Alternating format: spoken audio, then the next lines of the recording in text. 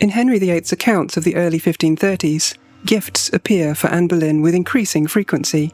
One of them was for a dressing gown of black velvet, lined with black silk taffeta, with sleeves lined with buckram and embroidered in gold thread. Her knitted silk stockings were held up by embroidered garters, tied beneath the knee.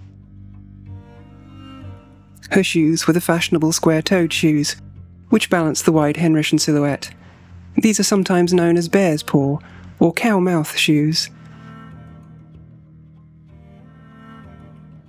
To dress her hair, a woman simply wove linen tape into her plaits and wound the plaits carefully about her head, tying them securely in place, and a linen coif placed over the top. Her smock is of a fine white linen, with a wide neckline and long sleeves, and edged with blackwork embroidery. A hip pad may have been worn. These helped give shape to the petticoats, and made the waist seem smaller.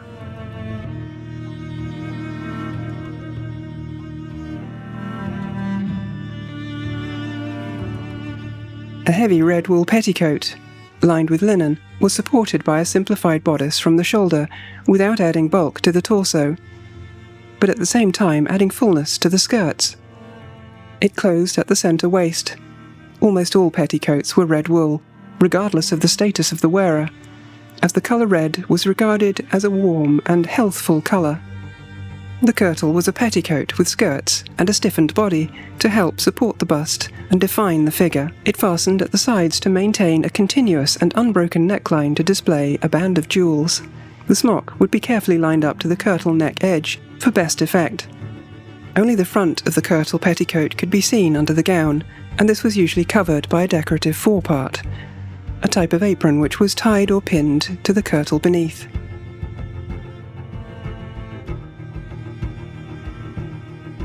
The sleeves fit tightly to the upper arm, then fan out into wide pendulous cuffs. The sleeve cuffs were folded back to reveal their luxurious fur lining.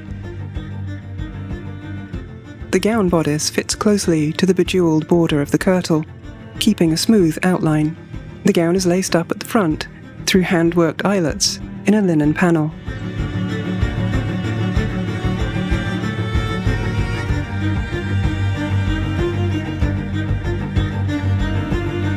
The foresleeves slip over the wrists and are fixed into place with ribbon points or pins just above the sleeve elbow. This pair are made from white cloth of silver to match the petticoat forepart, and caught together with gold ouches.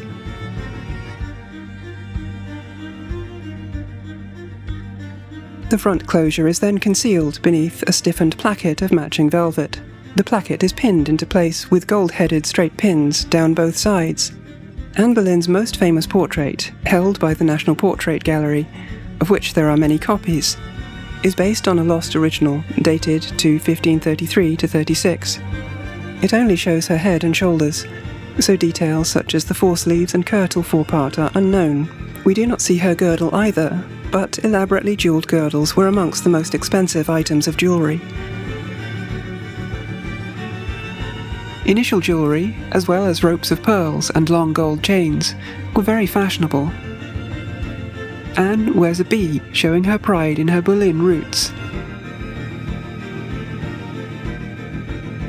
Her outfit is completed with a French hood, decorated with 2 rows of pearls, and has a crimped gold border framing the face.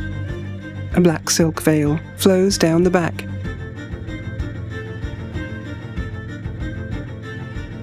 Anne married Henry VIII in 1533. She was crowned queen in June, and her daughter Elizabeth was born in September. However, the birth of a healthy daughter was not enough to secure her position. Her downfall was rapid. On the 19th of May, 1536, Anne Boleyn was executed for adultery and high treason.